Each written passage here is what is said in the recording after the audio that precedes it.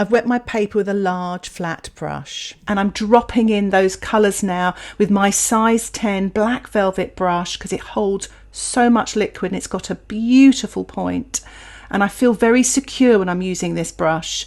And I'm just dropping this in here and there. Just when you check out that photograph there, just where the top of the heather is, I just want to drop in sort of various colours, wet into wet, and just enjoy it.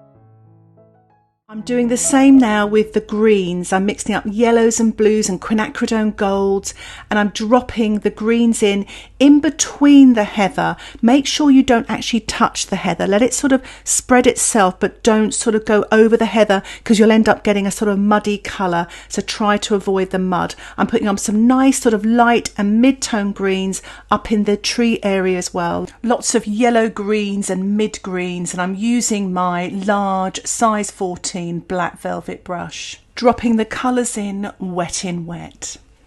And what I thought would be quite nice is to spatter some of the heather colour and some of the green into the wet paint using my size 6 round brush.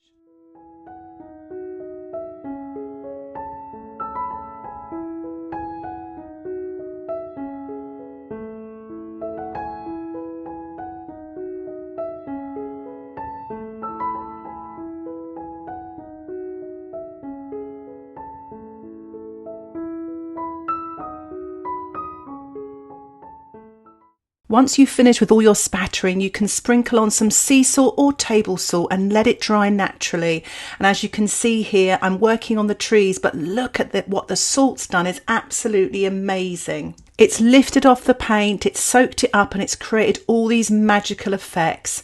I'm mixing up some of the indigo and a little bit of violet, and I'm using my size 6 brush and I'm painting in all these dark tree trunks. They're so dark if you look at the reference photograph, so it's quite nice. So just take your time and enjoy it. Tree trunks are quite nice to do, and as I get to the bottom I put a little bit of water there and soften it, and then I lift it off with my kitchen towel so it fades into the heather. So it's quite a nice little technique. You can just see I just did that there.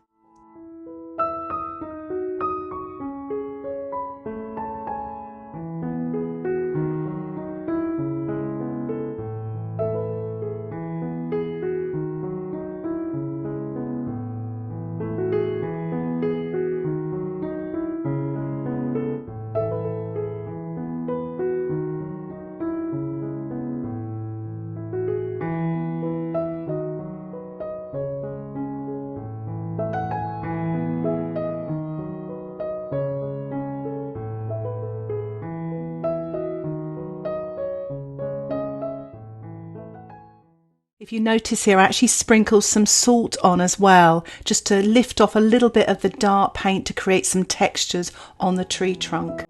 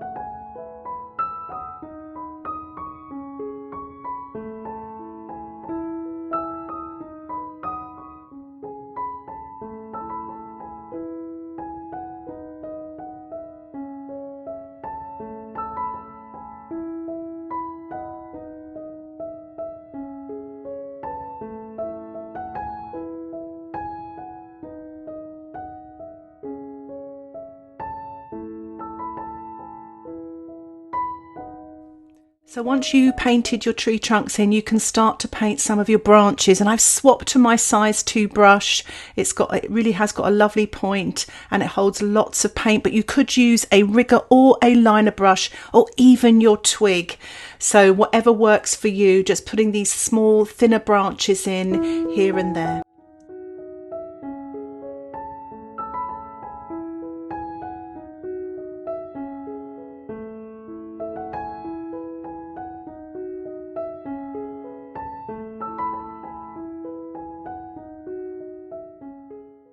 As you saw there, I painted the very large tree in with a much larger brush, but it's exactly the same as painting the other tree trunks. I'm also now using my plastic card to scratch and move the paint to create a little bit of light and texture on the right hand side, and then sprinkle a little salt. So let's see what happens there. So while the salt's taking effect, I'm just painting in some paler tree trunks using my size 2 brush and my size 6, and just making them a little bit paler so it creates a little bit of depth and distance.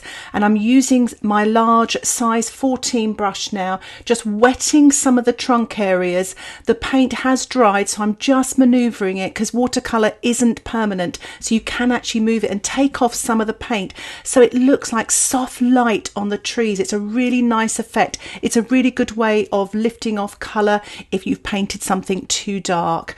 And I'm just sort of doing that here and there to create some really atmospheric effects on this little landscape here. And what I'm doing now as well is sponging on some creamy light green paint with my damp sponge, and just to create a little bit of sort of soft foliage in the background there and some textures as well. And I thought I'd give a little more spattering now, wet on dry, to the heather with a lighter colour, and that I've added a little bit of white gouache, or you could use white watercolour, to your pink and to your violet shades. I'm also sponging in some of that colour as well, wet on dry, to create lots and lots of texture, really to bring this painting to life and to finish off. So I've removed my framing tape and I'm really pleased with my painting. It's got lots of texture, lots of light, and you know, the trees, they're sort of got really, with the salt there, it's really creates some nice texture, especially on that foreground tree there. I really hope you've enjoyed this tutorial and it's inspired you maybe to paint along with this one, or to choose your own landscape and use similar techniques. If you'd like to support the content that I create here on YouTube, why not think about joining my Patreon membership? You will get access to exclusive tutorials and downloadable outline sketches, and you can cancel anytime. Thank you so much for watching this tutorial. Happy painting. Bye for now.